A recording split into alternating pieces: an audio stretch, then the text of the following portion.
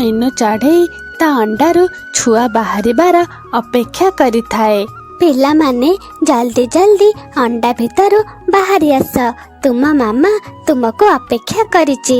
देखो देखो किछि दिन बीती जाए, मीनू चढ़ईर गोटे अंडारू गोटे छोट चढ़ई छुआ बाहरे। मामा मामा मो मामा। ठीक सेतिकी बेले मीनू चढ़ईर आउ गोटा अंडा भी फाटी जाए, ता भितरु भी गोटे सुंदर चढ़ई बाहरे। मीनू चढ़ई तार दुई छुआंकु देखी भारी खुशी हेउथाए। आरे मोर दुईटी अंडा तो फाटीगला, हेले मोर एई अंडाटा फाटुनी काहींकी? एमिति मीनू चढ़ई ता तृतीय अंडा फाटिबार अपेक्षा करे। देखो देखो राति हेई जाए, आउ से अंडाटी जोर जोर रे हलिबाको लागे, आउ फाटी जाए। ता भीतर गोटे सुंदर चढ़ई छुआ बाहरे, हेले से चढ़ई छुआटी अन्य चढ़ई मानक तुलना रे छोट हेइथाए। आरे ये कौन? मोर दुई छुआ तो ठीक अछंती, हेले एई छुआटी सेमानक तुलना रे एते छोट काहींकी हेइची? मीनू चढ़ई टिके चिंतारे पड़ी जाए, हेले से ता तीन झियों को बहुत भल पाए। तो ना रानू चढ़ई, आउ तो ना चिन्नू चढ़ई, आउ मो सभा सान झियो ना सोनू चढ़ई। मीनू चढ़ई ता तीन झियों को भारी पसंद करुथिला, हेले चिन्नू चढ़ई आउ रानू चढ़ई तांको सान भौणी सोनू चढ़ई को जमा हेले पसंद करू नथिले, काहेकि ना सिए थिला भारी छोट। सेथिपाई सेई दुई भौणी तांको सान भौणींकर सबु बेले मजाक उड़ौथांती। पिला माने मो खाद्य आनिबाको जाउची, रानू तू घर को भल भाबरे सफा करी देबू, आउ चिन्नू तू बासन सफा करी देबू, आउ मामा मु कण करिबी? मु जेते बेले खाद्य नेइकी आसेबे रोषेई करिबारे तू मते सहाय्य करिबू। मीनू चढ़ई ता तीन झियों को काम देई देई खाद्य आनिबाको चली जाए। मु तो एते सुंदर चढ़ई, मु जदि घर सफा करिबी एई धूली माटी रे मु तो कला हेई जिबी। ना ना मु ए सब काम करि परिबिनी, मो पर भी भारी सुंदर, मु जदि बासन माजिबी पर सब ओदा हेई जिबो, आउ मु असुंदर देखा जिबी। ना ना मु भी ए सब काम करि परिबिनी। हेले चिन्नू आमे जदि ए सब काम न करिबा मामा तो आसिले हमको पार्टी करिबे। चिंता करनी रानू भौणी, आमको किछि करिबाको पड़िबनी, आउ आमर सब काम भी हेई जिबो। टिके आम सान भौणी सोनू चढ़ई को तो देख। आरे तोर तो भारी बुद्धि, चल आमे आमर सब काम एई सान भौणी सोनू हातरे करेबा। सोनू एइठी को आसे, आउ घरर सफा कर, देखे घर केते असना हेइकी पड़िची। हेले दीदी मामा तो घर सफा करिबार दायित्व रानू भौणी को देइचंती। आरे तोर तो भारी साहस, तू मो मुहरे जवाब दउचु, रह मु तते एबे मजा चखौची। तापरे रानू चढ़ई सोनू चढ़ई को पिटिबाको लागे। बेचारी सोनू चढ़ई घरर सब सफा करे। किछि समय परे मीनू चढ़ई घर को चली आसे। सोनू चढ़ई डरी ता मामा को किछि हेले कुहेनी। आरे बा मोर दुई झियो तो घर को भल भाबरे सफा करी देइचंते। एमिति देखो देखो समय बीती चाले। तीन झिया एबे बहुत बड़ हेई सारिथिले। सोनू चढ़ई सब काम करे, हेले आउ दुई भौणी किछि काम करंतिनी।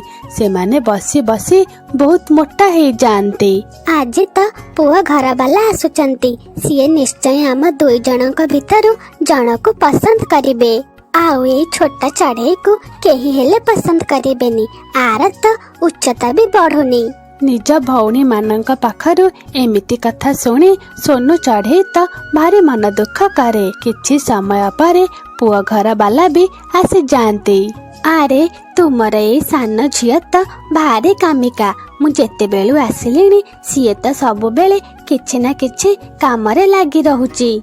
हेले मीनू भौणी मु तो तुमरा एई दुई बड़ झियोंका पाई आसीथिली, हेले सेमाने तो खाई खाई बहुत मोटी हेई गलेनी। मते तुमरा एई सान झियो भारी पसंद। ହଁ ମାମା, ମତେ ବି ଏଇ 2 ଜଣ ମୋଟି ଚଢ଼େଇ ପସନ୍ଦ ନୁହଁ, ମତେ ତ ସୋନୁ ଚଢ଼େଇ ପସନ୍ଦ। ଏମିତି ଶୁଣି 2 ଭଉଣୀ ତ ଈର୍ଷାରେ ଜଳି ଯାଆନ୍ତି।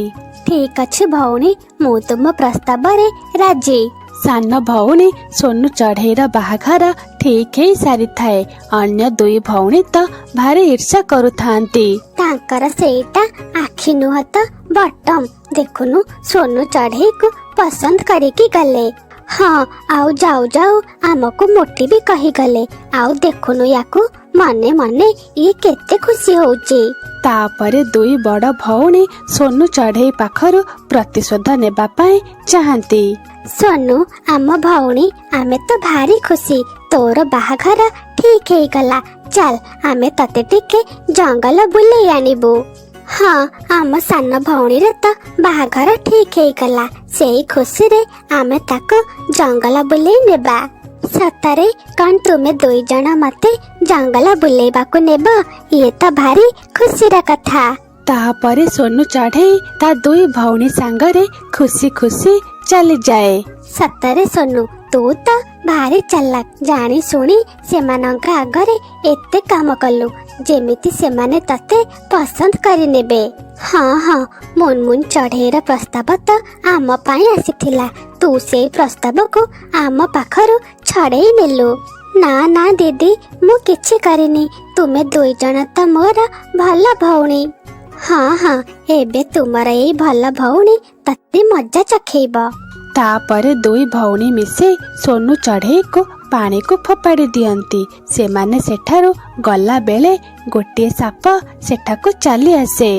ଆରେ ସାପ, ସାପ, ଆମକୁ କି ଏଇ ସାପ ପାଖରୁ ବଞ୍ଚାଅ। ସୋନୁ ଚଢ଼େଇ ଉଚ୍ଚତାରେ ଛୋଟ ହେଇଥିବାରୁ ତା ଓଜନ ବି କମ୍ ଥିଲା। ସିଏ ପାଣିରେ ବୁଡ଼ିଲାନି, ସିଏ ପାଣି ଭିତରୁ ବାହାରି ଆସିଲା। ମୁଁ ବଞ୍ଚେଇବି ମୋ ଭଉଣୀ ମାନଙ୍କୁ, ଏଇ ସାପ କବଳରୁ ମୁଁ ବଞ୍ଚେଇବି। ମୁଁ ତୁମ 3 ଜଣଙ୍କୁ ଖାଇଦେବି। ତୁମେ 3 ଜଣ ମୋର କିଛି ହେଲେ କରିପାରିବନି। ଯେମିତି ସାପ ବଡ଼ ଭଉଣୀ ମାନଙ୍କୁ ଖାଇବାକୁ ଆଗକୁ ବଢ଼େ, ସୋନୁ ଚଢ଼େଇ ଗୋଟେ ବଡ଼ ପଥର ଧରେ ଆଉ ସାପ ଉପରକୁ ଫୋପାଡ଼ି ଦିଏ। ଦିଦି ଜଲ୍ଦି ଚାଲ, ଏଠାରୁ ଜଲ୍ଦି ଉଡ଼ି ଚାଲ। 3 ଭଉଣୀ ଜଲ୍ଦି ଉଡ଼ି ଉଡ଼ି ତାଙ୍କ ଘରକୁ ଚାଲି ଆସନ୍ତି। ଆମ ଗେହ୍ଲା ଭଉଣୀ, ଆମେ ତତେ ଈର୍ଷା କରି ମାରିବାକୁ ଚାହିଁଲୁ, ତତେ ନଦୀ ଭିତରକୁ ଫୋପାଡ଼ି ଦେଲୁ, ହେଲେ ତୁ ଆଜି ଆମ ଜୀବନ ବଞ୍ଚେଇଲୁ। ସୋନୁ, ଆମକୁ କ୍ଷମା କରିଦେ। ଛୋଟ ବେଳୁ ଆମେ ତୋର ମଜାକ ଉଡ଼େଇଛୁ, ଆଉ ଆଜି ତତେ ମାରିବାକୁ ଚେଷ୍ଟା କରିଥିଲୁ।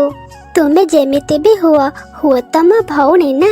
ଅସୁବିଧା ସମୟରେ ମୁଁ ତୁମକୁ ଏକା କେମିତି ଛାଡ଼ି ପାରିଥାନ୍ତି। ତାପରେ 2 ଭଉଣୀ ହାତ ଯୋଡ଼ି ସୋନୁ ଚଢ଼େଇକୁ କ୍ଷମା ମାଗନ୍ତି, ଆଉ ସବୁ କିଛି ଠିକ ହେଇଯାଏ। ସାଙ୍ଗମାନେ, ଆମ ଗପକୁ ଲାଇକ୍ କରନ୍ତୁ, ଆମ ଚ୍ୟାନେଲକୁ ସବସ୍କ୍ରାଇବ କରନ୍ତୁ, ଆଉ ଆଜିର କାହାଣୀଟି ଆପଣମାନଙ୍କୁ କେମିତି ଲାଗିଲା କମେଣ୍ଟ ମାଧ୍ୟମରେ ନିଶ୍ଚୟ ଜଣାନ୍ତୁ। ଧନ୍ୟବାଦ।